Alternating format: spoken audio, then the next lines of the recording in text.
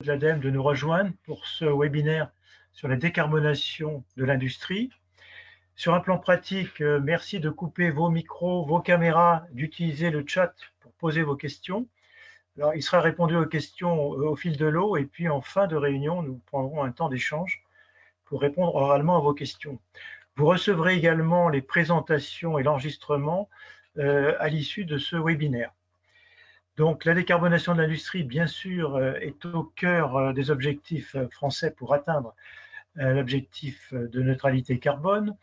Dans le plan de relance, 1,2 milliard d'euros sont prévus spécifiquement pour cette décarbonation de l'industrie. C'est ce que nous allons voir ce matin. Alors, quand on parle décarbonation, bien sûr, il ne faut pas oublier la maîtrise de l'énergie, l'efficacité énergétique, qui reste quand même l'un des vecteurs principaux.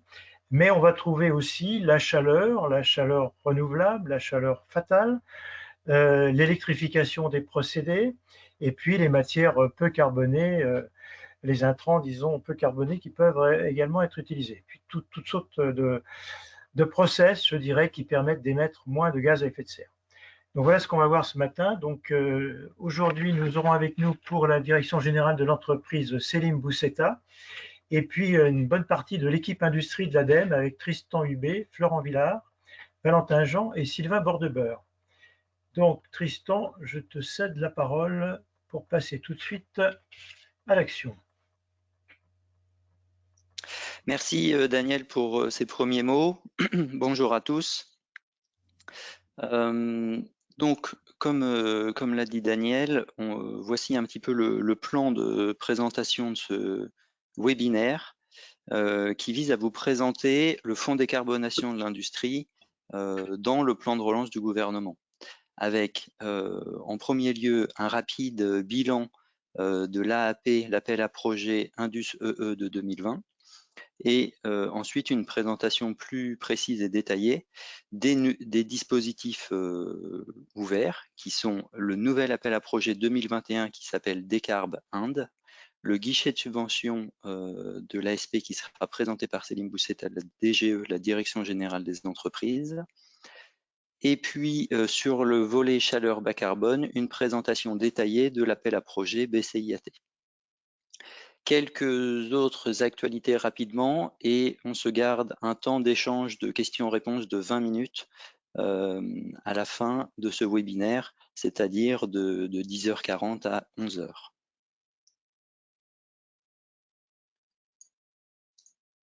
Donc, le fonds décarbonation de l'industrie, c'est des montants très importants, 1,2 milliard d'euros sur 3 années, 2020, 2021, 2022. Répartis en deux grands volets. Un premier volet intitulé Décarbonation des procédés et des utilités, qui est une aide à l'investissement, une aide au CAPEX. Donc pour les projets supérieurs à 3 millions d'euros, alors le projet passe dans le dispositif appel à projet ADEME. Et pour des projets inférieurs à 3 millions d'euros, éligibles sur une liste de technologies identifiées, alors le projet peut passer dans le guichet, c'est-à-dire un guichet, c'est un dispositif simplifié qui est géré par l'ASP, l'Agence de services et de paiement de l'État. Et le second grand volet, qui est le volet chaleur bas carbone, principalement biomasse et CSR, qui vient en complément sur la partie aide à l'investissement, qui vient en complément du fonds chaleur existant à l'ADEME et du fonds économie circulaire. Donc c'est une aide à l'investissement au niveau du CAPEX. Et la nouveauté, c'est l'aide à l'OPEX, l'aide au fonctionnement, qui est effective pour la biomasse, qui est en cours de notification à la Commission européenne, et qui est toujours en pourparlers pour la partie CSR. Voici un rapide coup d'œil des évolutions des dispositifs entre 2020 et 2021.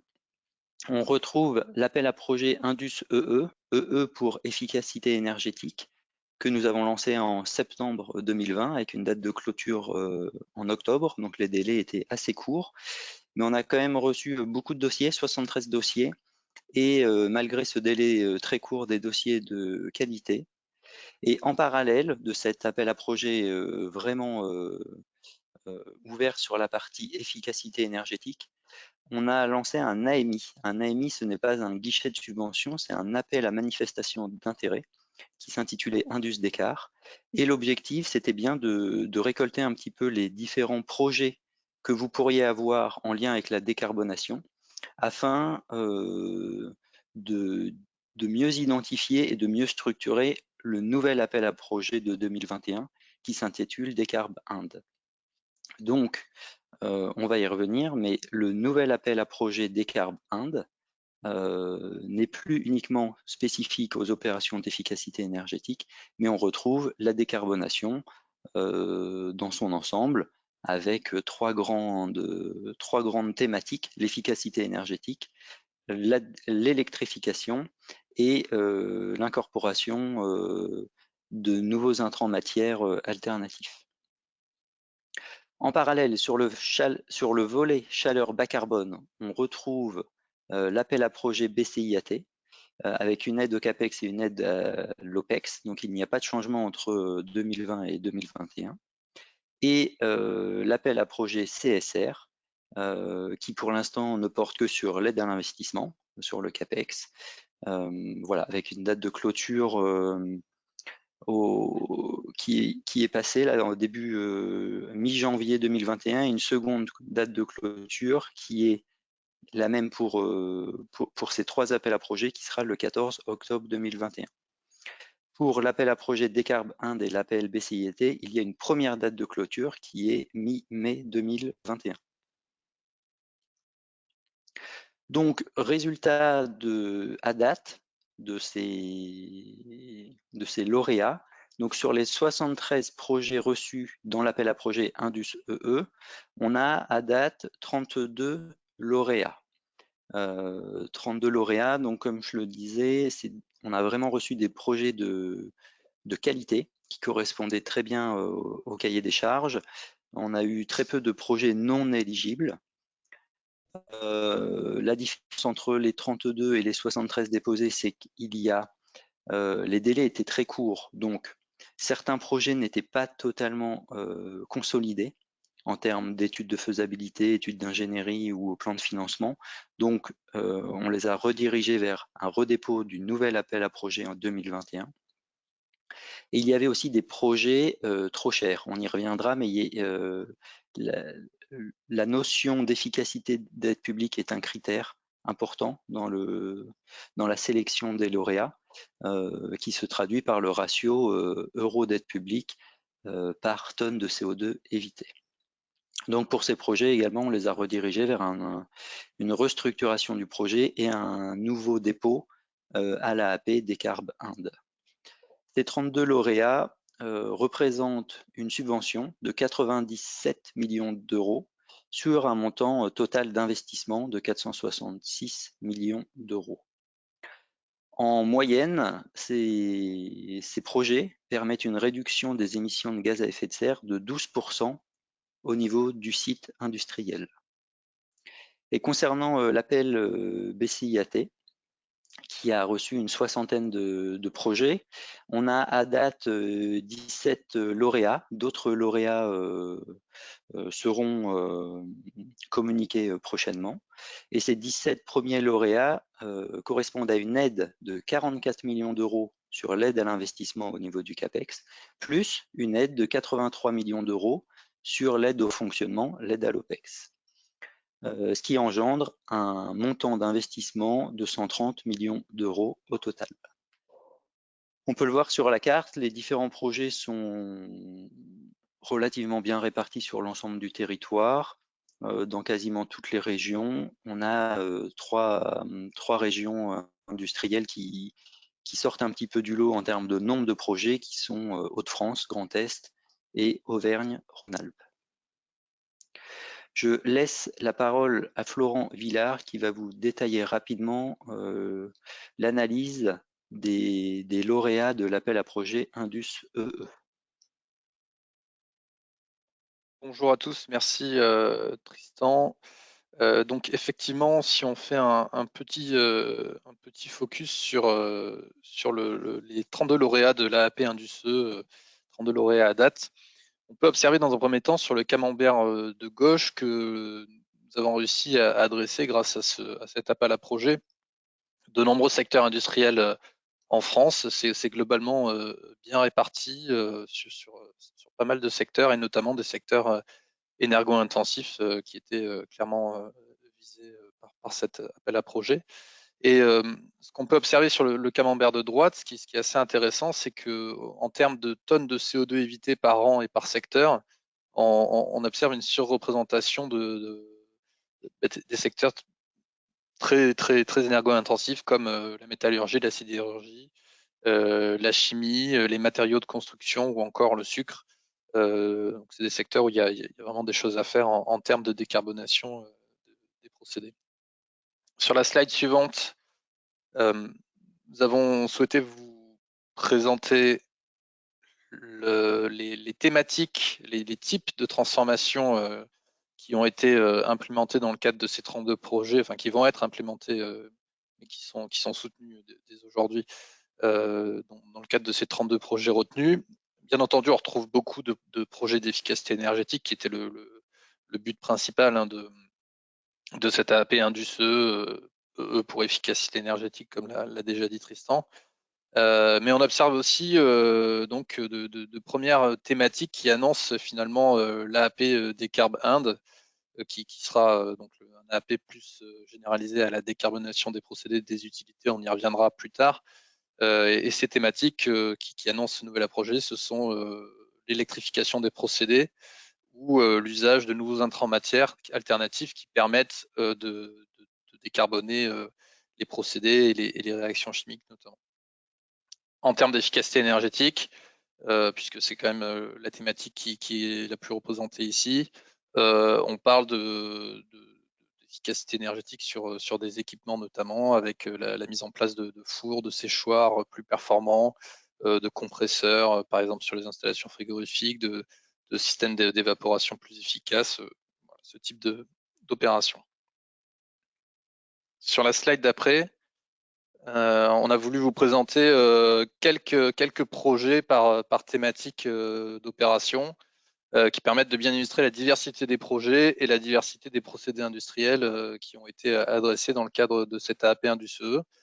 Sur l'efficacité énergétique, donc j'en parlais juste avant, typiquement c'est la mise en place de nouvelles unités de séchage plus efficaces avec intégration de modules de récupération de chaleur par exemple. Sur la thématique intrants matières alternatifs, on a eu de beaux projets, donc par exemple chez Vicat, avec un projet de substitution de clinker par des argiles activées pour produire du ciment bas carbone, ou encore chez ArcelorMittal avec la réduction du coq, de l'usage du coq dans le haut fourneau, dans un des hauts fourneaux de son site de Dunkerque, en injectant du gaz de coquerie, du gaz cogénéré par le process dans le haut fourneau.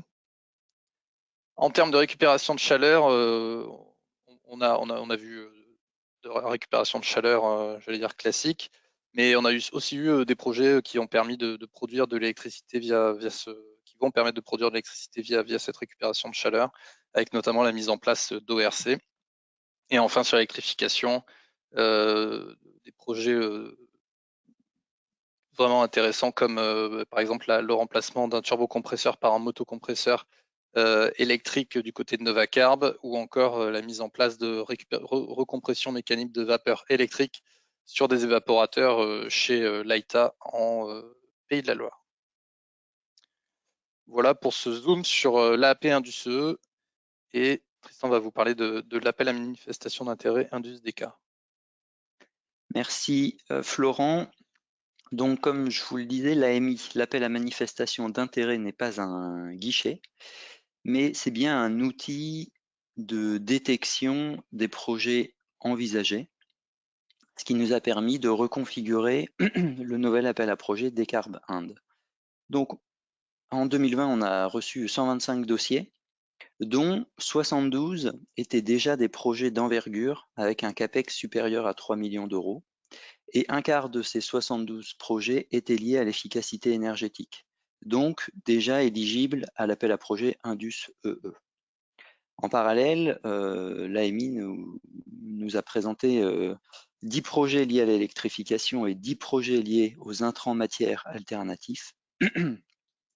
Donc pour ces projets d'envergure, nous les avons retenus et inclus dans le nouveau cahier des charges et le nouvel appel à projet Décarb Inde,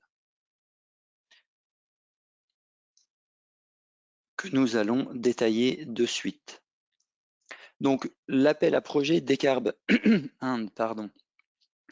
On a 2 dates de clôture, le 17 mai et le 14 octobre, ce qui permet de donner de la visibilité aux porteurs de projets, car on attend dans cet appel à projet uniquement des projets consolidés, c'est-à-dire des projets où toutes les études d'ingénierie, de faisabilité, les business plans sont consolidés, et afin de nous assurer que le projet ira au bout et in fine qu'il y aura bel et bien une réduction des émissions gaz à effet de serre.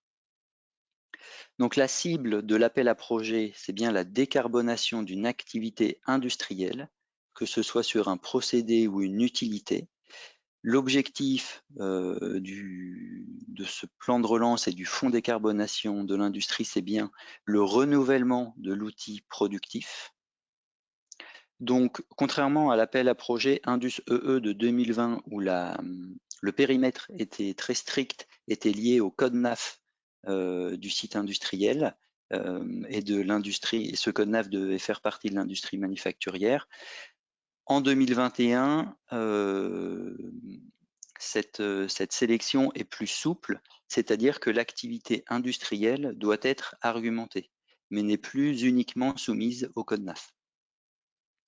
2 critères d'éligibilité qui sont les mêmes qu'en 2020, c'est-à-dire un projet avec un investissement supérieur à 3 millions d'euros au niveau CAPEX Global Projet sur le site industriel.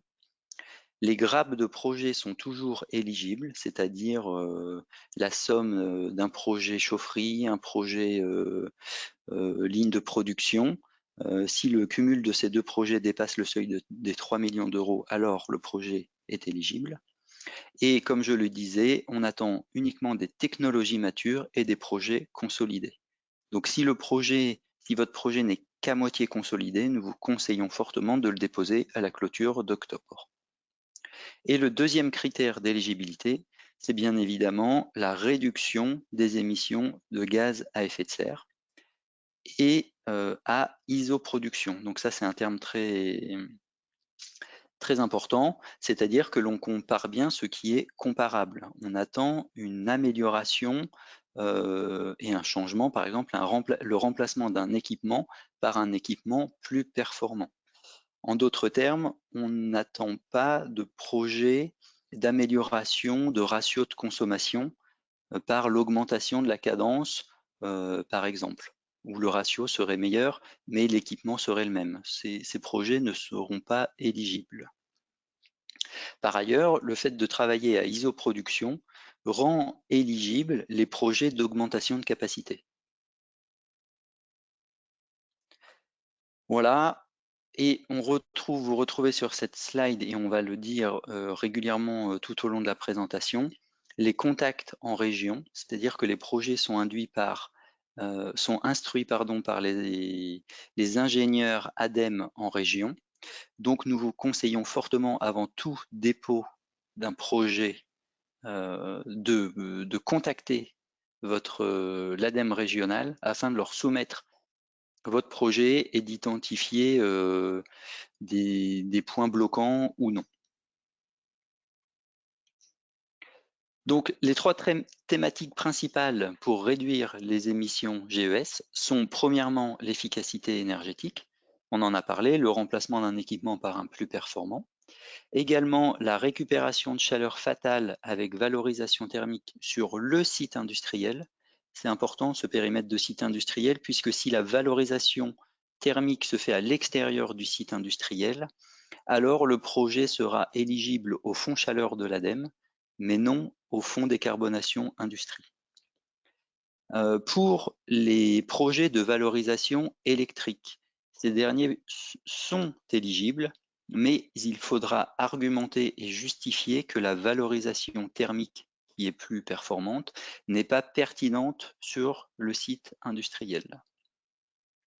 Également, les projets de cogénération sont éligibles uniquement sur les gaz fatals, de torchère par exemple, et la non-pertinence d'une valorisation thermique sera à justifier et à argumenter.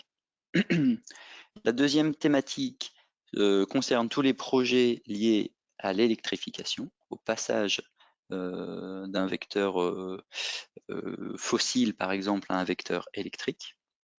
Et la troisième thématique concerne les intrants matières alternatifs.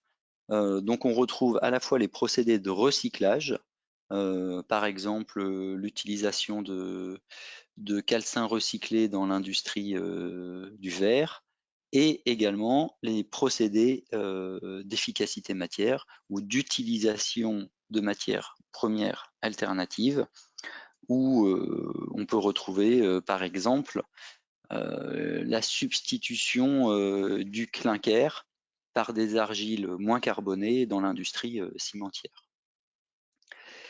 Par ailleurs, autre point important et d'évolution pour cet appel à projet de 2021 par rapport à celui de 2020, c'est que toute autre opération menant à une réduction effective des émissions de gaz à effet de serre autres que le CO2 sont éligibles. Il faudra présenter votre projet, mais c'est tout à fait ouvert à cet appel à projet. Donc, concernant l'analyse des projets par l'ADEME, il y a 4 grands critères d'évaluation des projets. Le premier étant la performance de décarbonation, dans lequel on retrouve typiquement le volume des émissions gaz à effet de serre évitées, ce que ça représente en termes de pourcentage, le gain d'émissions, de réduction par rapport à la fois au process, à la ligne de production, mais également par rapport au site industriel. Et comme je le disais tout à l'heure, le ratio d'efficacité de l'aide publique en euros par tonne de CO2 évité, qui est un critère très suivi et encore plus suivi par le comité de pilotage composé de l'ADEME, de la DGEC et de la DGE. Pour vous donner un ordre de grandeur, la moyenne des projets de l'appel à projet Indus EE était de 10 € par tonne de CO2 évité et la médiane était de 24 € par tonne de CO2 évité. Le deuxième critère d'évaluation concerne la cohérence et l'ambition environnementale, c'est-à-dire la cohérence du projet avec la stratégie de décarbonation du site et du groupe industriel. On retrouve dans ce critère le potentiel de réplicabilité au sein même du groupe et on retrouve également la cohérence avec d'autres impacts environnementaux. Le troisième critère concerne la cohérence et l'ambition industrielle, c'est-à-dire, premièrement, comme je le disais tout à l'heure, la garantie de la bonne faisabilité du projet, en termes de est-ce que le projet est réellement consolidé. On retrouve les enjeux sur la production du site également, c'est-à-dire l'impact du projet sur la production, la qualité du produit, est-ce que cela permet de nouveaux produits et de nouveaux marchés. Et un point très important dans ce critère numéro 3, c'est la pérennisation de l'activité industrielle et la pérennisation des emplois.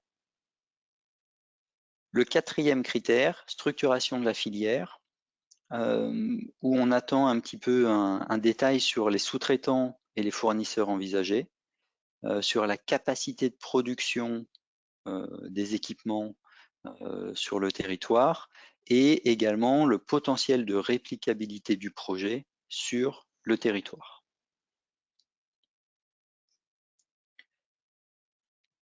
pour que ça soit clair, sont inéligibles à la fois les secteurs d'activités tertiaires et activités agricoles, sauf l'industrie agroalimentaire, puisqu'on est bien sur une thématique industrie, les activités du secteur BTP sur chantier,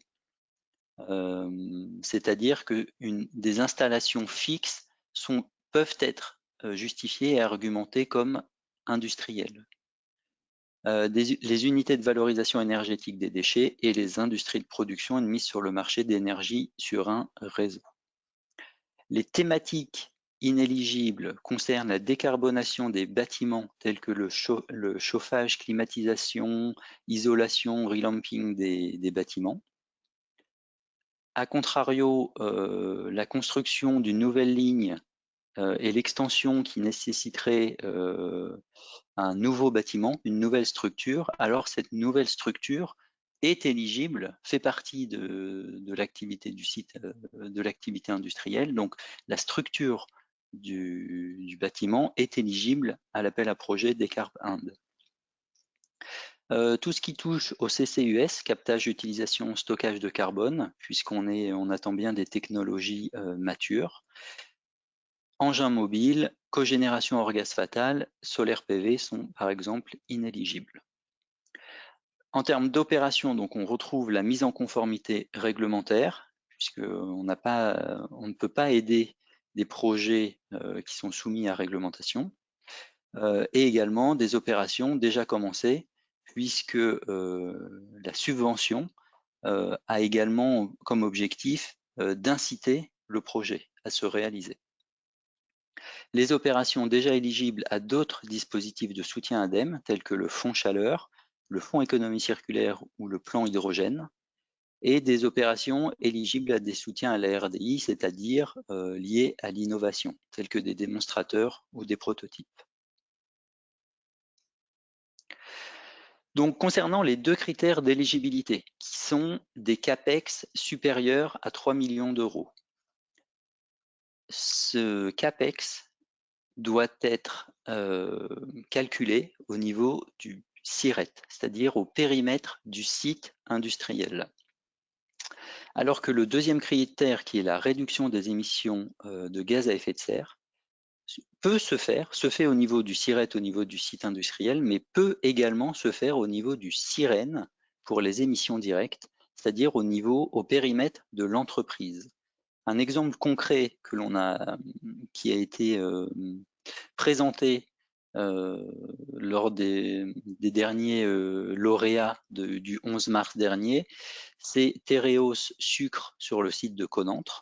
Le projet, dans sa globalité, consiste à récupérer et valoriser la chaleur fatale de la sucrerie pour pré-sécher les pulpes de betterave, alors que les séchoirs finaux se retrouvent sur 3 ou 4 autres sites éloignés de la sucrerie, donc qui ont un SIRET différent. Mais les économies d'énergie finales se réaliseront donc sur ces séchoirs distants de la sucrerie. Donc, on considère que la réduction des émissions des gaz à effet de serre se fait bien au niveau de l'entreprise et non pas au niveau du site industriel. Donc, l'AP propose deux choix de subvention. Un premier choix qui est une aide qui subventionne la surperformance environnementale. Et on va le voir tout à l'heure, le choix numéro 2, c'est est-ce que le porteur de projet fait le choix de l'aide exceptionnelle liée à la crise du Covid. Donc le choix numéro 1, c'est bien un projet pour aller au-delà des performances environnementales. Donc le coût CAPEX du projet pour dépasser le seuil des 3 millions d'euros est identifié. À celui-ci, on soustrait les dépenses non concernées par l'appel à projet telles que l'achat de terrain, par exemple. On arrive sur des dépenses éligibles. Et donc là, il y a une différence entre dépenses éligibles et assiettes éligibles. c'est sur cette assiette éligible que sera défini le montant de l'aide ADEME, le montant de la subvention. La différence, c'est la soustraction du coût du scénario contrefactuel.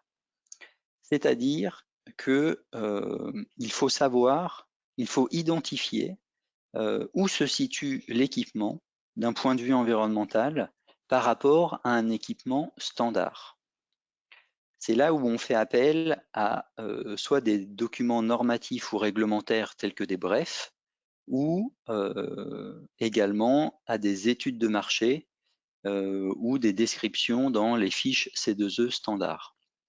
L'objectif étant d'identifier quel est l'équipement standard en termes d'émissions CO2 sur le territoire national. On peut retrouver des éléments donc soit dans des études CEREN, dans des brefs, je pense aux brefs par exemple pour tout ce qui va être compression mécanique de vapeur dans l'industrie agroalimentaire. Par exemple, le bref donne des niveaux de performance en kilowattheure par tonne d'eau évaporée pour un évaporateur 3 effets, 4 effets, 5 effets et pour une RMV, une recompression mécanique de vapeur. Donc voilà, on peut trouver des éléments dans différents documents. Ça peut être également une fédération, la fédération de l'industrie verrière qui fait une étude de benchmark sur l'état actuel, quelles technologies sont utilisées en termes de four et quels sont leurs impacts.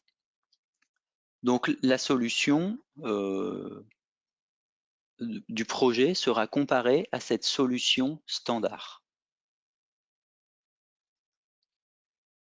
Une fois que l'on connaît l'assiette éligible, voici le tableau qui donne les pourcentages d'intensité maximum de l'aide attribuable en termes de subvention ADEME. Donc ces taux sont des taux maximum. Et l'aide pourra être revue à la baisse selon l'analyse économique de l'ADEME, on va le voir slide suivante, pour limiter un petit peu l'effet d'aubaine. Donc afin d'utiliser l'argent public à bon escient, et de limiter les effets d'aubaine potentiels, on a identifié un TRB après aide cible de 2 ans. C'est-à-dire que l'aide ADEME sera ajustée pour ne pas financer, pour être capé tout du moins, et ne pas aller au-delà d'un TRB inférieur à 2 ans. Donc dans le calcul, on retrouve l'assiette de l'aide, le soutien C2E prévisionnel, les aides ADEME, les autres aides publiques possibles et les gains annuels générés par l'investissement.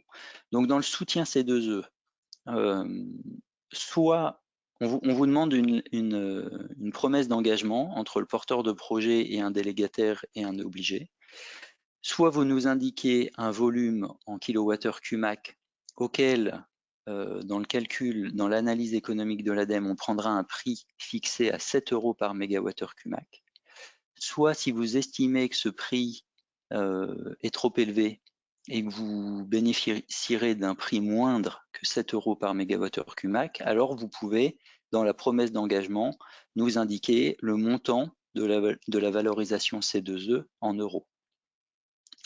On vous conseille vivement d'aller chercher ces C2E en parallèle. C'est vraiment une opportunité d'avoir les aides C2E, le dispositif C2E et le dispositif du fonds décarbonation de l'industrie qui soient cumulables. Donc ces dossiers C2E passeront dans la plupart des cas par des dossiers C2E spécifiques. Et dans les gains annuels générés par l'investissement, on retrouve donc bien sûr les gains financiers, que ce soit économie d'énergie ou économie de matière, mais seront également pris en compte pour les sites soumis à EU-ETS, une valorisation des quotas gratuits avec un prix fixe de 25 € par tonne de CO2 évité. Le choix 2, concerne l'aide exceptionnelle de crise Covid. Donc, vous pouvez faire le choix entre le choix 1, c'est-à-dire l'aide à la surperformance environnementale, ou l'aide exceptionnelle crise Covid, le choix 2. Cette aide exceptionnelle ne se fait est commune au niveau de l'entreprise. Donc, il faut bien vérifier à ce que l'entreprise n'en ait pas déjà bénéficié, ou si elle en a bénéficié une partie, ça sera vraiment important, ça sera un élément très important à savoir. Cette aide d'un montant important de 1,8 million d'euros, elle vient d'être augmentée. On était à 800 000 euros, elle vient d'être passée à 1,8 million. Et cette aide doit être octroyée avant la fin de l'année, avant le 31 décembre 2021. Donc ça, pour cette aide exceptionnelle, donc cette aide rentrera tout de même dans l'analyse économique de l'ADEME, avec le calcul du TRB cible de 2 ans, mais il n'y a pas de notion de scénario contrefactuel ou de taux d'aide. Concernant l'aide, il y a plusieurs phases. Une première phase d'avance, c'est-à-dire qu'il y a une avance de 20% en amont de l'investissement qui est possible, un versement sur présentation des dépenses éligibles et un versement à la mise en service de l'installation. Ce qui est très important, c'est le solde. Le solde s'effectue une année après une année de fonctionnement en production stabilisée. Et cette année de fonctionnement permet la mesure des performances réellement atteintes. Et donc le solde est délivré au prorata des réductions d'émissions de gaz à effet de serre effectivement réalisées par rapport à la situation initiale, validé par la mesure et ramené à ISO production. En parallèle, selon les recettes C2E, réellement perçues in fine, suite à la réponse du PNC2E, le pôle national C2E, lors de l'instruction du dossier C2E spécifique. Alors, si les C2E sont plus importants que prévu lors de l'analyse ADEME initiale, alors l'aide ADEME pourra être revue afin d'atteindre ce TRB cible de 24 mois et de ne pas arriver en dessous. Voilà, Florent, je te repasse la parole pour faire un point sur comment remplir et déposer mon dossier. Merci Tristan. Donc effectivement, quelques slides sur comment remplir mon dossier. Donc on vous a remis encore une fois les dates. Donc l'appel à projet Décarbone est ouvert depuis le 11 mars dernier. Une première clôture, une première relève a lieu le 17 mai prochain à 15 h et une seconde en octobre, le 14 octobre très exactement. Pour déposer votre dossier, vous devez le déposer directement sur la plateforme Agir de l'ADEME. Vous avez le lien qui est sur la slide. Et vous allez avoir dans le cadre de ce dépôt quelques pièces à fournir, plusieurs pièces à fournir, et notamment 2 trames obligatoires que sont le volet technique et le volet financier. Et donc, voilà, l'exigence, ce qui a déjà été rappelé précédemment, c'est on souhaite avoir des dossiers clairs et complets avec l'ensemble des pièces nécessaires pour bien apprécier votre projet. Sur le volet technique, plus spécifiquement, et notamment la carte d'identité du projet, c'est-à-dire c'est le tableau qui est sur la partie gauche de cette slide. Cette carte d'identité permet de mettre en lumière les infos, les informations phares qu'on attend sur votre projet. Donc, tout d'abord, la thématique de ce projet. Est-ce qu'il s'agit d'efficacité énergétique, d'électrification, d'intrants matières alternatifs ou d'autres types de thématiques? Bien entendu, un projet peut cumuler plusieurs thématiques, notamment dans le cadre de grappes de projets indépendants sur un même site industriel. Nous souhaitons aussi connaître, bien entendu, dans les éléments importants, les volumes de CO2 qui seront évités par l'implémentation de votre projet, au périmètre du site industriel et si possible au périmètre de votre projet si votre projet touche que une petite partie de votre site industriel.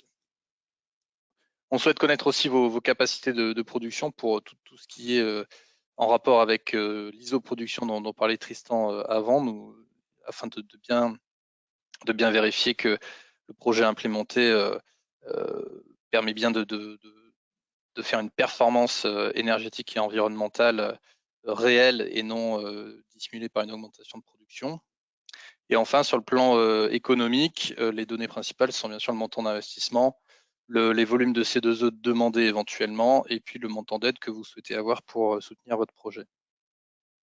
Dans le volet technique, il y a aussi tout un tas d'informations sur la description de votre projet. Donc, il va falloir apporter des éléments plus littéraux et notamment bien intégrer, bien décrire l'intégration de votre projet dans une stratégie de décarbonation plus globale.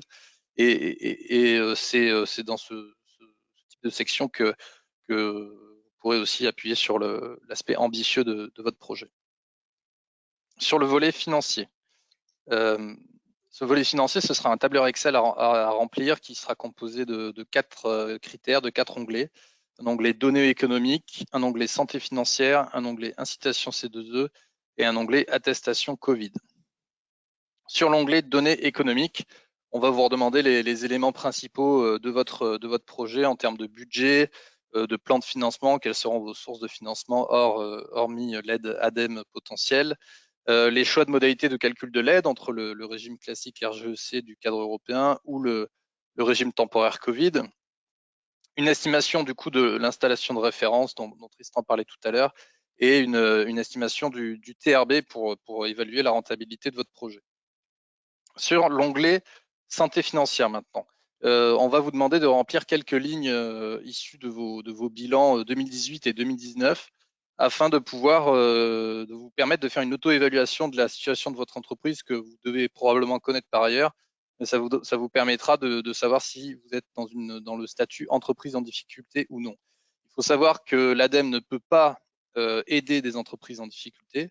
Pour autant, si vous êtes en difficulté à date, mais que vous avez une piste pour sortir de ce statut dans les mois qui viennent, plutôt à moyen terme, ce sera intéressant d'en discuter pour pouvoir trouver des leviers ou des moyens de pouvoir, in fine, soutenir votre projet si celui-ci est bien entendu performant. Sur l'onglet incitation C2E, c'est ici que vous allez remplir les C2E que vous comptez, sur lesquels vous comptez vous appuyer pour financer votre projet. Et dans le cas où vous ne souhaitez pas utiliser de C2E pour financer votre projet, vous pourrez aussi l'indiquer dans cette partie.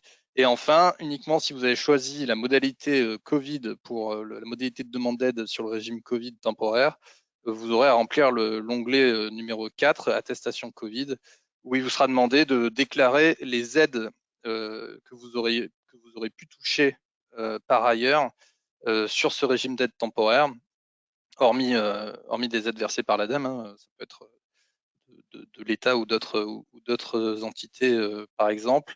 Et bien entendu, si vous n'avez touché aucune aide Covid, vous pourrez l'indiquer. Ces aides Covid sont bien étudiées au niveau groupe ou entreprise. Merci Donc, Florent. voilà. Donc, je te relaisse la parole. Excuse-moi. En conclusion de cet appel à projet Décarb Inde, on attend vraiment des dossiers complets, des dossiers clairs qui font preuve de pédagogie et, très important, des projets ambitieux et cohérents.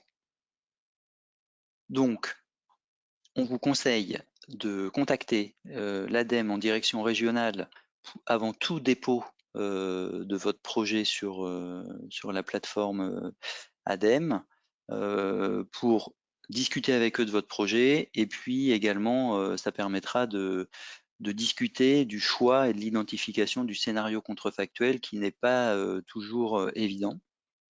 Et pour toute autre question d'ici là, n'hésitez pas à nous contacter sur l'adresse mail générique décarbonation.industrie@adem.fr. On enchaîne de suite avec Monsieur Selim Bousseta de la DGE, la Direction Générale des Entreprises, qui nous présente le guichet de subvention ASP. Bonjour Selim, je te laisse la parole. Bonjour Tristan, vous m'entendez bien? Oui. Parfait. Juste petite vérification pour ne pas parler tout seul pendant les 15 prochaines minutes. Donc merci pour cette présentation. Rapidement, de mon côté, je m'appelle Selim Bousseta, je travaille donc, comme le disait Tristan à l'instant, à la Direction Générale des Entreprises, plus précisément dans le service de l'industrie et au sein du pôle énergie et décarbonation. Donc le dispositif effectivement que je vais vous présenter aujourd'hui sur les 15 prochaines minutes est un des 3 dispositifs du volet décarbonation de l'industrie du plan de relance. Et c'est un des dispositifs, enfin voilà, ce dispositif s'inscrit assez directement en complément de celui qui vient de vous être présenté par mes collègues de l'ADEME. Je suis encore à nouveau censé pouvoir changer de slide, Tristan, il me semble, mais je le fais pour toi, pas de souci. Merci beaucoup. Alors, donc comme je disais, c'est un dispositif complémentaire du précédent et puis complémentaire aussi de celui qui vous sera présenté par la suite en quelques mots. Donc, les objectifs sont les mêmes. Les objectifs, ce sont baisser les émissions de gaz à effet de serre de l'industrie, lui permettre d'avoir une consommation énergétique plus efficiente, et tout cela dans l'objectif de lui permettre d'atteindre les niveaux de décarbonation qui sont fixés notamment par la SNBC, avec un objectif ambitieux de 80% de réduction d'ici 2050, de moderniser, comme je le disais, l'industrie et de la rendre plus compétitive sur le moyen et le long terme. En ce sens, on peut noter que c'est un dispositif qui est assez particulier au sein du plan de relance, qui a plutôt vocation, normalement, comme son nom l'indique, à toucher une situation ponctuelle et de court terme, mais ces dispositifs de décarbonation n'en demeurent pas moins vitaux dans la mesure où ils s'inscrivent dans une dimension plus long terme. Comme je le disais, encore une fois, dispositif complémentaire, il a été conçu notamment pour toucher un plus large public. Donc sur le dispositif précédent, comme Tristan a pu vous l'évoquer, il y a un seuil d'éligibilité minimum, notamment fixé par un investissement qui doit être au moins de 3 millions d'euros. Donc ça nous a assez rapidement conduit à se poser la question comment faire pour toucher des projets de moindre envergure, souvent portés par des entreprises de plus petite taille. Et donc c'est comme ça que ce guichet a été mis en avant.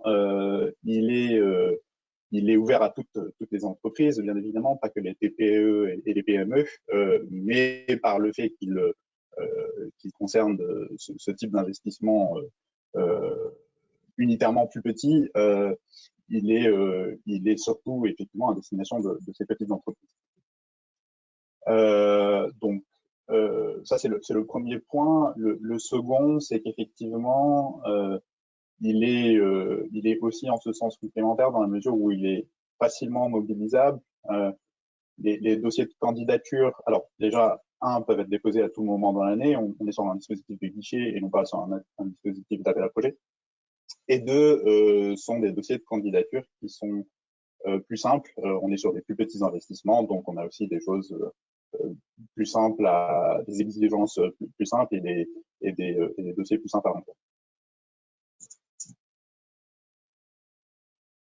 Je précise peut-être juste avant de passer sur le prochain slide, complémentaire ne veut pas dire identique, et d'ailleurs c'est ce que, enfin, tu peux passer au prochain slide, il n'y a pas de problème, Tristan.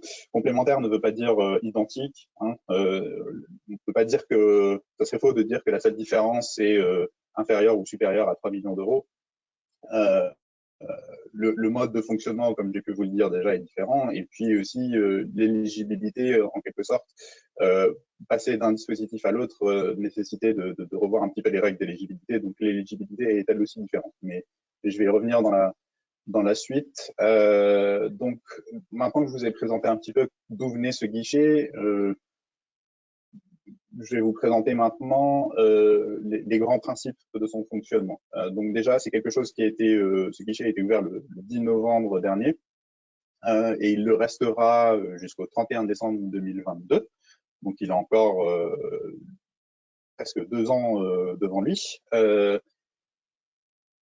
À ceci près que, effectivement, il y a un avertissement, à ceci près que pour certaines catégories de matériel, donc l'aide qui est distribuée pour ces catégories et pour certaines entreprises repose sur le régime Covid, qui est un régime temporaire qui périme le 31 décembre 2021. Et donc, au-delà de cette date, ces aides, donc cette partie de l'aide, je précise, c'est un sous-ensemble de ce qui peut être aidé au titre de ce guichet. Ces aides-là pourront plus vraiment être accessibles et donc s'il y a des projets qui les concernent et qui concernent ces entreprises-là en particulier, il est important qu'ils soient déposés assez rapidement et en tout état de cause avant décembre 2021. Les critères d'éligibilité maintenant, pour en parler, ils reposent sur 3 axes principaux. Le premier se fait déjà directement sur l'entreprise qui présente son dossier.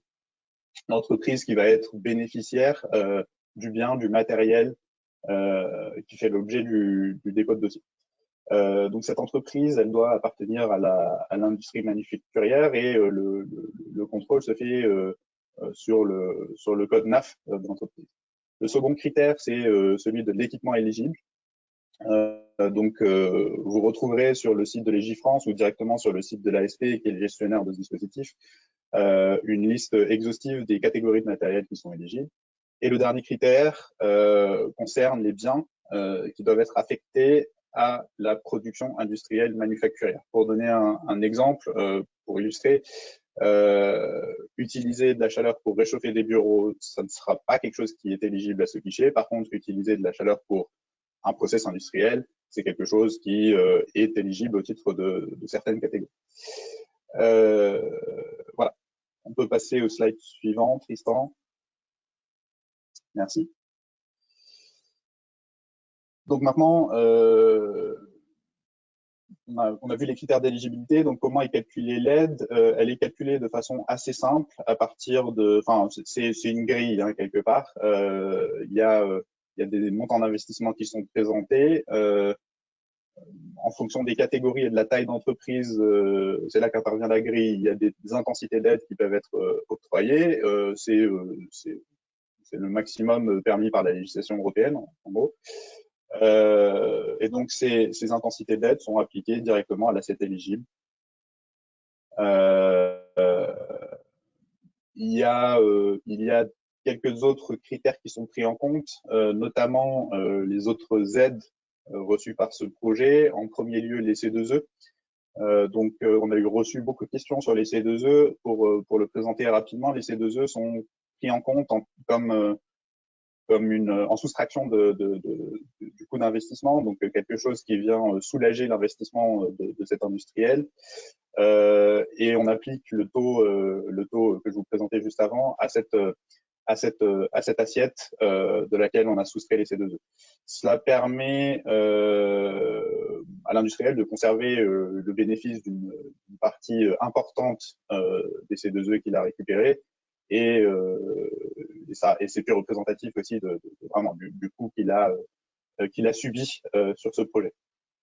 Et l'autre aspect qui entre en ligne de compte dans le calcul des aides, ce sont les autres aides qui ont été distribuées. Comme je vous disais, comme on est déjà au maximum permis par la réglementation européenne, s'il y a d'autres aides qui sont distribuées, on est obligé de les soustraire du montant calculé.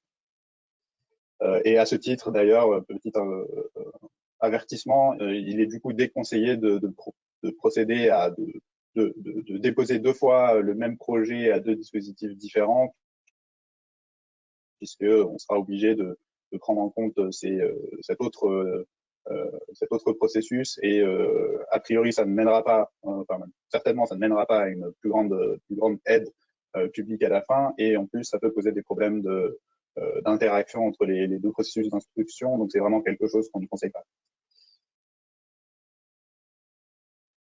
On peut passer au slide suivant, Tristan, s'il te plaît. Merci. Et donc là, très rapidement, c'est pour exposer le processus d'instruction qui a lieu sur ces dossiers-là.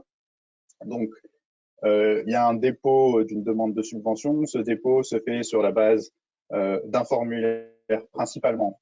La liste des pièces est reprécisée sur le site de l'ASP ou dans l'arrêté, mais principalement c'est un formulaire qu'on vous invite à remplir vraiment de manière très détaillée. C'est important pour le processus d'instruction. Et puis des devis, alors des devis non signés à ce stade. Il est très important, comme pour les dispositifs d'aide ADEME, qu'il n'y ait pas de commande des biens avant qu'il n'y ait demande de la subvention. À partir du moment où vous avez envoyé votre dossier à l'ASP et que l'ASP vous a répondu, vous a précisé qu'elle avait bien reçu ce dossier, là, vous pouvez commencer à faire les investissements de votre côté si vous le souhaitez. Ce n'est pas une obligation, mais vous pouvez le faire à partir de ce moment-là. L'ASP instruit, si le dossier est éligible, elle va vous renvoyer une convention ou une décision d'attribution. Et ensuite, deuxième étape, vous procédez à une demande de paiement. Vous présentez cette fois les devis, enfin ce n'est plus des devis, les factures signées et acquittées à l'ASP, et normalement tout devrait être conforme au premier dossier et l'ASP procède au paiement. C'est quelque chose qui peut aller assez rapidement à une condition importante, c'est que le dossier doit être dès le début bien constitué, avec toutes les pièces, avec toutes les descriptions qui sont demandées dans le formulaire. Encore une fois, c'est important pour que l'ASP puisse notamment estimer l'éligibilité et estimer l'assiette qui est particulièrement éligible. Le premier point d'attention, je l'ai déjà souligné, attention à faire la demande de subvention avant de commander son bien. Le second également, et le troisième également. Du coup, on peut passer au dernier slide, qui en quelques mots a surtout vocation à... voilà, si vous avez des questions, je peux y répondre dès maintenant, mais s'il y en a d'autres qui... on ne pourra pas toutes les prendre tout de suite, et puis s'il y en a d'autres qui vous viennent par la suite, vous avez cette adresse de contact de l'ASP qui vous permet de les poser et vous permet de recevoir des réponses. Merci beaucoup, Selim, pour ta présentation. On va prendre le temps de répondre à 3-4 questions. Daniel, si tu peux faire une synthèse des questions, s'il te plaît. Il y a une question qui revient souvent, Monsieur Boussetta, c'est de savoir quelle est l'assiette éligible. Est-ce que c'est uniquement le matériel? Est-ce que c'est le matériel, la main-d'œuvre, l'installation, etc. Ça, c'est une question qui revient souvent, si vous pouviez nous préciser.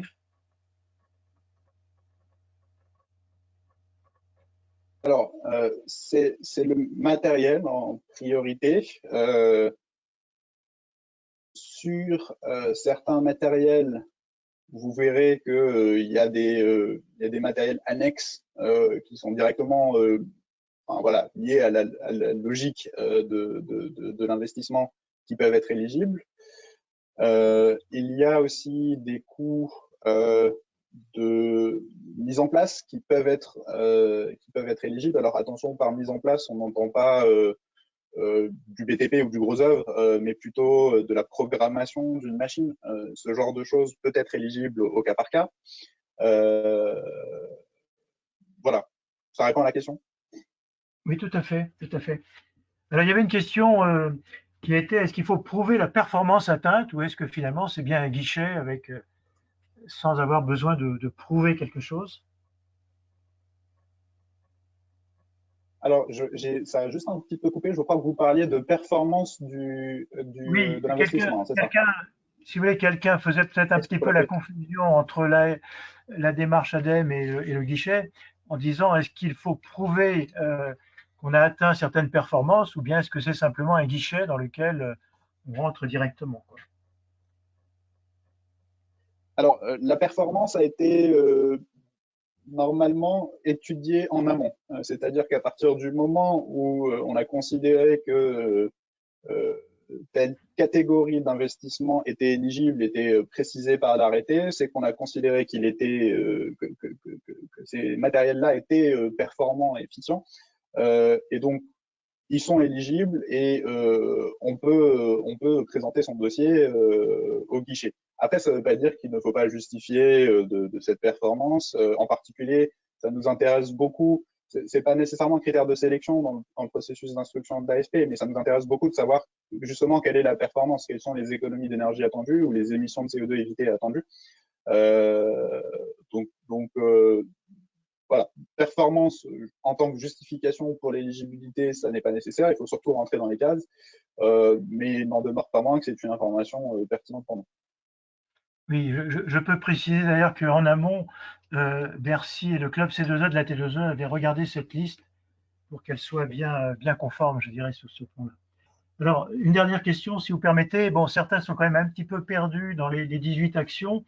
Est-ce que quelqu'un peut les aider? Il n'y a pas un interlocuteur, je dirais, quelque part, qui peut peut-être leur confirmer qu'effectivement, leur projet rentre bien dans ce guichet?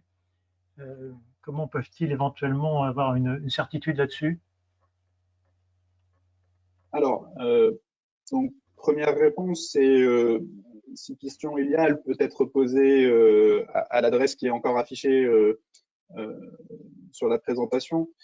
Donc ça, c'est la première possibilité. La seconde, on est en train de travailler à publier. On a reçu déjà beaucoup de questions via cette adresse, et il est envisagé de publier une FAQ avec les questions qui ont été posées et les réponses qui ont été apportées, qui devraient permettre de clarifier plus ou moins, enfin en tout cas dans les grandes lignes, ce que chacune de ces catégories recoupe.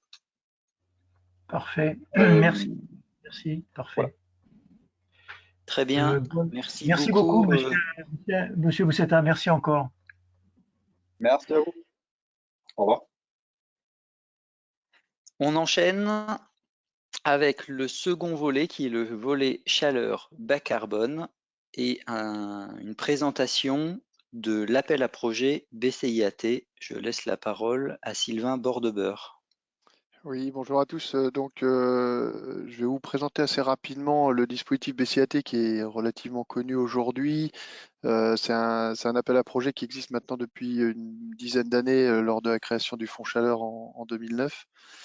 Il y a eu, c'est plutôt l'avantage de dispositif, une relative stabilité des procédures, à la fois de dépôt de dossier et d'instruction. Aujourd'hui, il y a quelques nouveautés, mais on reste sur finalement un dispositif assez proche. En tout cas, pour les porteurs de projets, ça a peu changé. Bon, je rappellerai uniquement qu'il y a quelques points d'attention dans le dépôt d'un projet biomasse. Le premier, c'est qu'on a une ressource, donc la biomasse qui peut avoir plusieurs types d'origine. Aujourd'hui, on a beaucoup de gisements en France. C'est un pays qui a l'avantage d'être à la fois forestier, agricole et d'avoir aussi toute une activité industrielle qui génère des sous-produits. Alors, dans toutes ces phases, des produits bois en fin de vie sous forme alors de palettes, des filières REP, enfin les responsabilités élargies des producteurs, donc des filières ameublement ou des filières de déconstruction. Donc voilà, donc on a beaucoup de gisements, mais il est quand même important quand on monte un projet de ce type-là d'avoir une garantie à la fois sur les gisements disponibles et sur les engagements des fournisseurs. Donc ça, c'est le premier point, c'est le plan d'approvisionnement, un assez gros point d'attention. Deuxième point important, c'est le dimensionnement thermique de ce type d'installation. C'est des installations qui sont certes très performantes aujourd'hui. En termes de rendement, on est assez proche finalement des combustibles fossiles, mais ce sont des installations qui sont un peu moins souples, c'est-à-dire qui nécessitent un fonctionnement plus continu et qui acceptent moins des bas régimes. Donc ça veut dire un dimensionnement thermique en base et des taux de couverture qui ne sont pas forcément à 100%. On va plutôt avoir des taux de couverture dans l'industrie qui vont être variables de 80 à 90%, mais on ne va pas forcément chercher les pointes qui seront complétées par une énergie fossile complémentaire. Et puis le dernier point important aussi, c'est l'aspect qualité de l'air. On est sur aussi des installations sur lesquelles on va adosser des systèmes de traitement des fumées.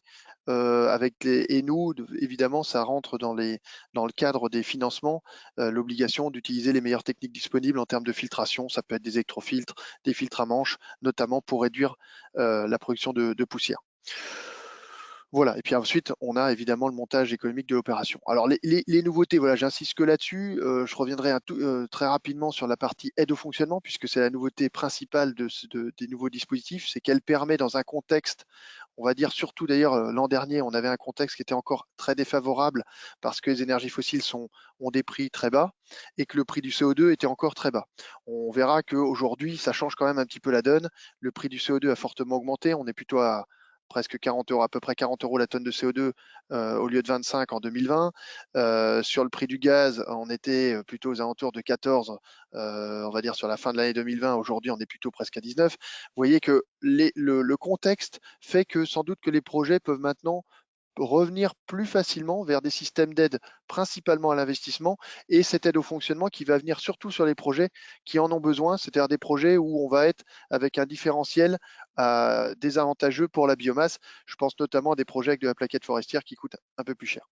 Voilà. Puis alors après, sur d'autres points, l'aspect entreprise en difficulté, c'était déjà un point qui était de toute façon regardé, mais là, on a un formulaire spécifique pour vérifier ce point-là. Les serres, donc là c'est aussi un secteur d'activité un peu particulier où on souhaite avoir des études de performance énergétique assez poussées avant enfin, des critères donc d'éligibilité un peu plus poussés sur la performance énergétique avant de financer la partie chaleur renouvelable. Et puis dernier point, la cogénération, c'était déjà le cas, mais je remets quand même le focus sur le fait que les installations sont uniquement éligibles si elles ne bénéficient pas de tarifs d'achat et donc elles sont sur de l'autoconsommation ou de la vente d'électricité sur le marché libre. Et les investissements sont exclus, de production d'électricité spécifique sont exclus, sauf pour le renouvellement de cogénération existante qui arriverait en fin de tarif. Voilà. Alors, oui, si je peux.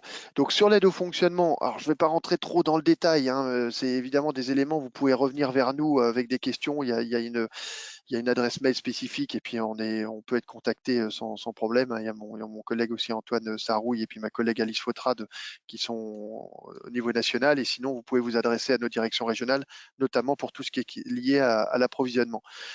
Sur l'aide au fonctionnement, on est sur une aide qui va être déterminée au départ, donc vérifier la nécessité, ce que je disais tout à l'heure, la nécessité de cette aide par rapport au contexte économique énergétique existant, c'est-à-dire par rapport à une solution de référence au gaz avec la prise en compte du CO2, enfin du prix du CO2.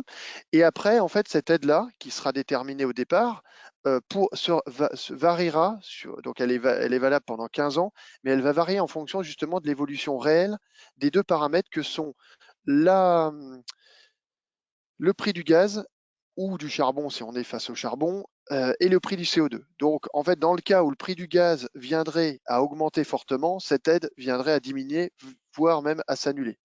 Dans le cas où par contre le prix du gaz venait à un moment donné à être très bas, c'est-à-dire qu'on a finalement, comme on voit aujourd'hui, on a des contextes énergétiques très variables, finalement cette aide va être une forme de sécurité, d'assurance pour le projet. C'est-à-dire que voilà, pour les 15 ans qui viennent, si à un moment donné il y a des pics sur le gaz, bah, évidemment l'aide va s'annuler. Par contre, si le gaz vient à baisser très fortement, eh ben, l'aide va augmenter.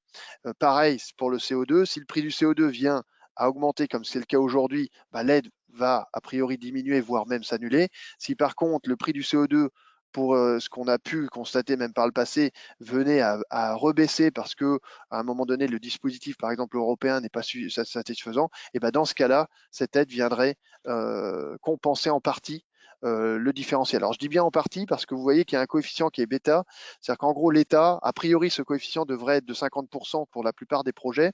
En gros, l'État prend en compte 50% du risque dans le cas où c'est défavorable. Dans le cas où c'est favorable finalement pour l'industriel, c'est aussi que 50% du risque, donc c'est plutôt à l'avantage du porteur de projet. Voilà, donc d'un point de vue Alors, je ne sais pas si j'arrive à le passer, peut-être que je clique dessus. Voilà.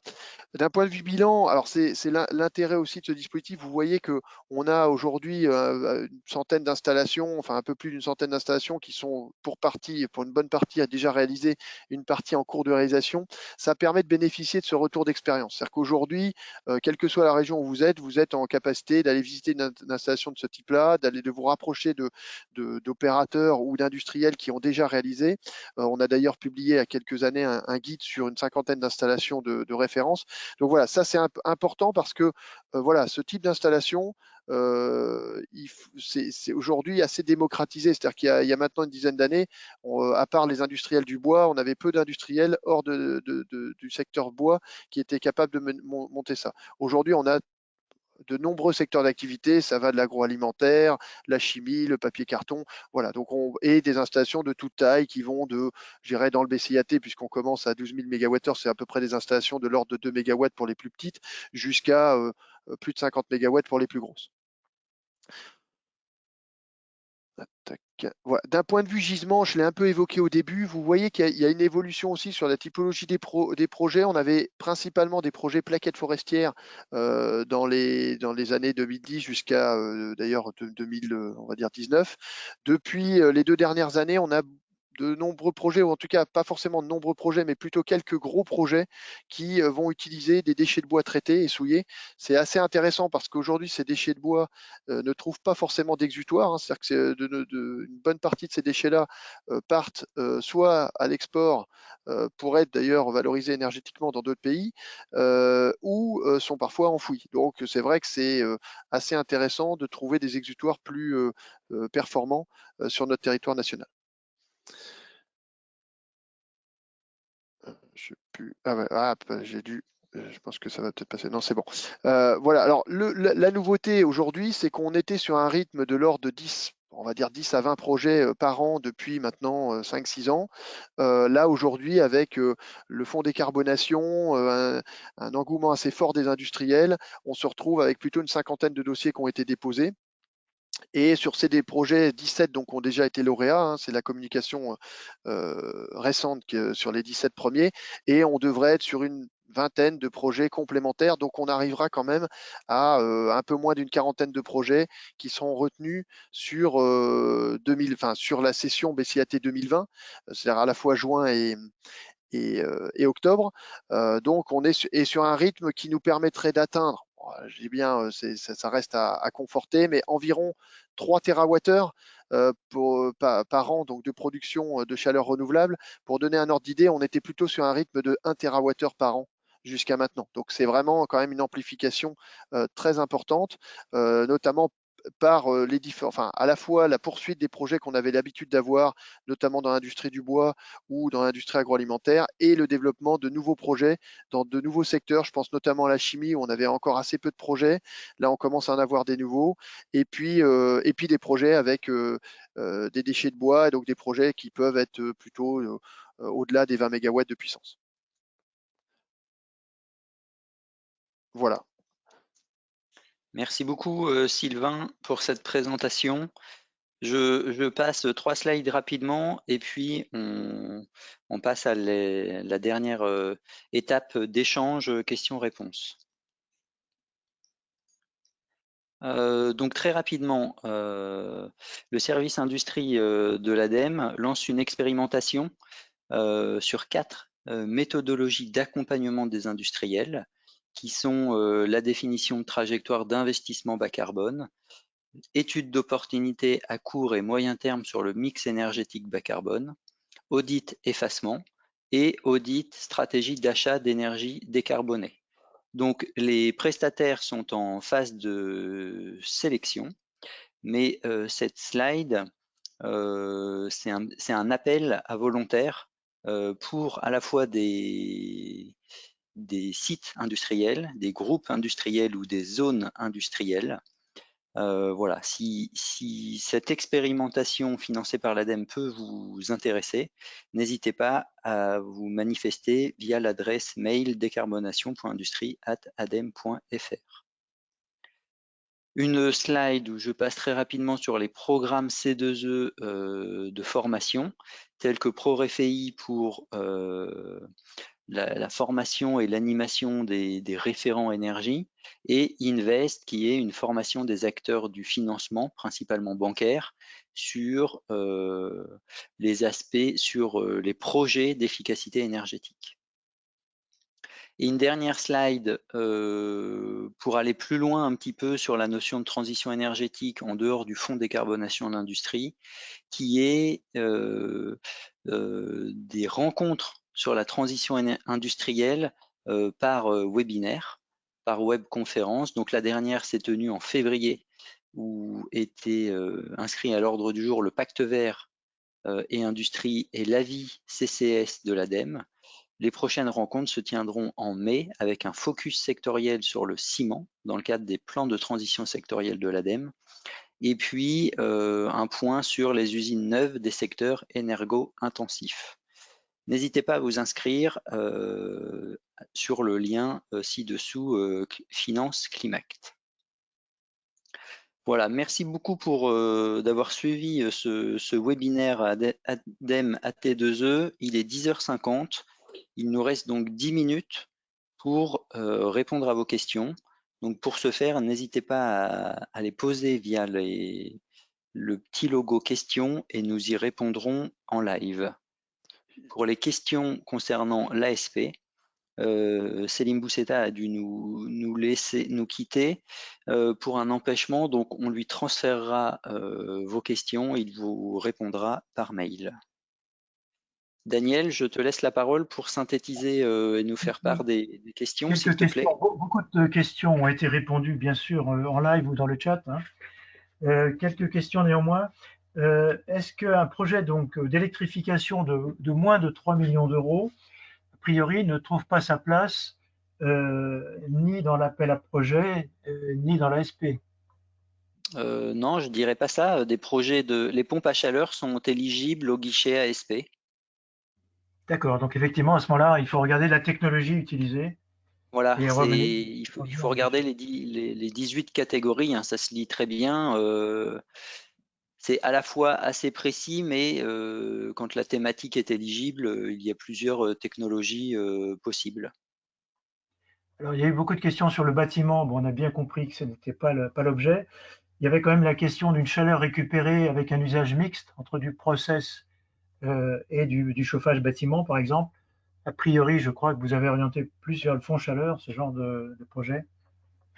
Oui, alors il y a plusieurs dispositifs. C'est vrai que si ce n'est pas lié à l'activité industrielle, si on est vraiment à 50-50, vous pouvez le soumettre à la direction régionale de l'ADEME, mais ce n'est pas l'objectif du FDI. Par contre, en parallèle, il y a le fonds chaleur de l'ADEME.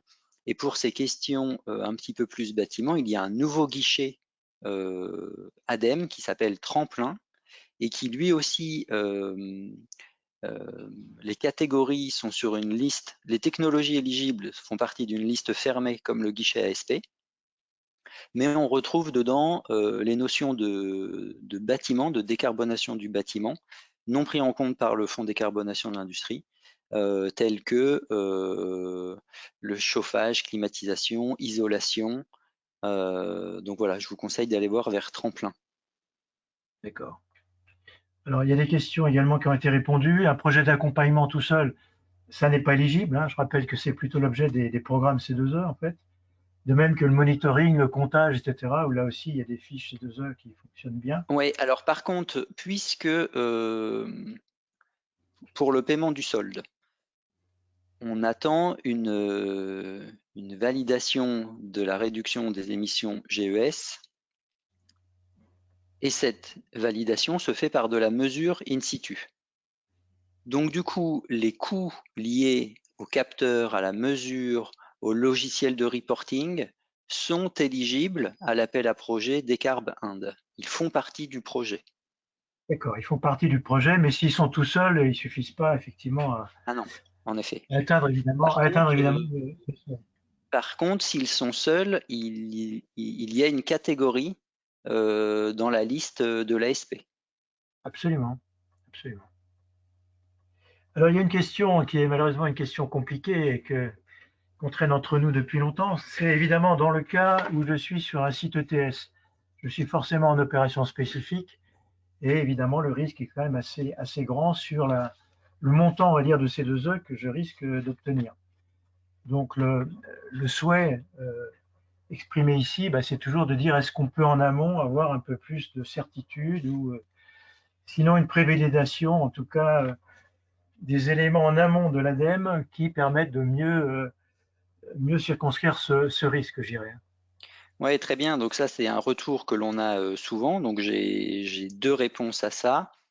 Premièrement, avec le PNC2E et la DGEC, nous sommes en pleine réécriture du guide technique que l'on appelait le guide ADEME sur comment monter un dossier C2E spécifique. Donc il est en phase finale de réécriture, il devrait sortir, ça fait longtemps que je dis il devrait sortir sous peu, mais là je pense que d'ici juin, il sortira réellement. Il est pragmatique, il explique ce qui est attendu dans un dossier C2E spécifique pour justement dérisquer le montant, le volume C2E octroyé et validé in fine par le PNC2E. Donc premier élément de réponse auquel je rajoute, certes, historiquement, le montage de dossiers C2E spécifiques faisait peur, c'était complexe et c'était souvent risqué en termes de volume reçu in fine. L'objectif, c'est vraiment d'augmenter la qualité des dossiers par de la pédagogie, de la justification et de l'argumentation pour dérisquer ce volume C2E demandé et octroyé par le PNC2E. Donc nous, on voit un vrai potentiel dans les C2E spécifiques et on a une réelle volonté de, non pas de simplifier le dispositif, mais au moins de simplifier le montage d'un dossier pour le porteur du projet, afin que ça soit à la fois plus simple pour lui à écrire, plus simple à instruire par le pôle national C2E et l'ADEME. Ma deuxième réponse, c'est qu'il n'y aura pas de prévalidation d'un volume C2E en amont, que ce soit ADEME ou PNC2E. Par contre, toujours, je vous conseille d'en informer l'ADEME régionale, parce qu'on peut au moins vous aiguiller. C'est-à-dire que sans prévalidation, il y a un entre-deux qui est de dire, OK, on est en phase, votre scénario contrefactuel, il est solide, on a déjà eu le cas qui pourrait faire jurisprudence, donc ça pourrait quand même dérisquer grandement le dépôt d'un dossier C2E spécifique. Ça me paraît déjà une réponse intéressante, effectivement, Tristan. Je me permets, si tu veux bien, d'ajouter un troisième élément de réponse, qui est quand même que avec l'ADEME, nous avons fait 3 séances de formation d'une journée complète. Il y a peu de temps, on a formé, je crois, 150 bureaux d'études et industriels sur les dossiers spécifiques. Donc, il y a aussi des gens qui peuvent vous accompagner, qui ont l'expérience de ces dossiers spécifiques et qui peuvent vous accompagner dans cette démarche. Alors, voilà ce que j'avais noté. Je ne sais pas s'il y a d'autres questions importantes que les équipes ADEME souhaitent aborder à l'oral. Il y a peut-être un point sur la partie biomasse. J'ai eu une question qui est assez fréquemment posée autour du carbone renouvelable ou non renouvelable et de son impact. Alors c'est peut-être une réponse, enfin une question ou une réponse trop rapide serait peut-être un peu délicate. Donc il y a d'ailleurs des études assez importantes qui sont menées au sein de l'ADEME sur ce sujet. Le point majeur en fait par rapport à la filière forêt-bois, c'est que c'est une filière aujourd'hui qui a un équilibre avec un cycle même qui est plutôt négatif dans le sens où on a beaucoup plus d'accroissement de la ressource que d'exploitation. Donc c'est-à-dire qu'on a un déséquilibre qui est d'ailleurs assez défavorable sur le plan économique à notre filière, c'est qu'on n'exploite pas suffisamment nos ressources et donc on se retrouve finalement dans une situation un peu délicate parce que finalement on n'a pas suffisamment d'exutoire à nos ressources biomasse. Par ailleurs, ce que j'évoquais tout à l'heure, c'est que cette filière bois-énergie, c'est une filière qui s'articule avec toutes les autres filières, c'est-à-dire qu'elle est très complémentaire. On ne va pas utiliser en énergie des ressources qu'on pourrait utiliser en bois d'œuvre. Ça n'aurait aucun sens d'ailleurs, hein, parce que parfois d'ailleurs le grand public peut s'y méprendre, mais c'est qu'on ne va pas utiliser un chêne qui a 100 ans pour le mettre dans une chaufferie. Ce serait une aberration de toute façon sur le plan évidemment environnemental, mais avant tout sur le plan déjà économique. Donc on est bien sur des sous-produits qui ne sont pas valorisables autrement, qui viennent d'ailleurs un peu compenser le fait qu'on a de moins en moins d'exutoires sur, par exemple, la pâte à papier et le panneau. Hein. Pour donner une idée, aujourd'hui, la fabrication du papier ou du carton s'appuie principalement sur du recyclage et donc n'utilise plus du bois, entre guillemets, du sous-produit forestier. Donc on a besoin d'avoir finalement des exutoires pour les sous-produits de l'industrie du bois ou les sous-produits forestiers. Et donc dans ce cadre-là, tant qu'on reste bien sur une logique de gestion durable de la forêt, d'un équilibre entre ressources valorisation énergétique et valorisation en bois d'œuvre, dans ce cadre-là, les émissions de CO2 sont bien compensées par le cycle vertueux du carbone en forêt. Voilà, il faut faire attention effectivement à ce point d'équilibre, c'est-à-dire que si par contre on venait à je dirais, basculer sur une utilisation beaucoup plus forte des ressources que ce qu'on est capable de produire finalement, enfin ce qu'on a à la fois en déchets de bois, là on aurait une problématique. Mais on est très très loin de ce point-là. En tout cas en France et même en Europe, on est bien en deçà de ce qu'on appelle l'accroissement annuel, c'est-à-dire en fait finalement ce que produit la forêt chaque année en plus, et on en consomme à peu près 50% de cet accroissement annuel. Voilà. Merci Sylvain, ça sera les mots de la fin. Il est 11h01. Merci beaucoup à vous pour votre attention. Voilà, nous restons disponibles via les adresses mail présentées. N'hésitez pas. Merci à vous. Grand merci à tous les intervenants, grand merci à tous ceux qui nous ont suivis. Comme on vous a dit déjà, on enverra les informations, les documents, etc., l'enregistrement. Et puis, nous avons la volonté aussi avec l'ADEME de faire une FAQ, comme tout à l'heure il a été dit par la DGE, donc pour répondre au mieux à vos questions, sachant qu'il reste encore un webinaire que nous organisons, et donc à l'issue de ces 3 webinaires, on aura une meilleure vision globale sur vos questions pour rédiger cette FAQ. Et puis, comme je l'ai dit tout à l'heure, vous avez au sein de la T2E des adhérents bureaux d'études et consultants qui peuvent sans doute vous aider à faire des dossiers de qualité que l'ADEME attend de vous. Bonne journée à tous et merci encore. Au revoir. Merci, au revoir. Au revoir.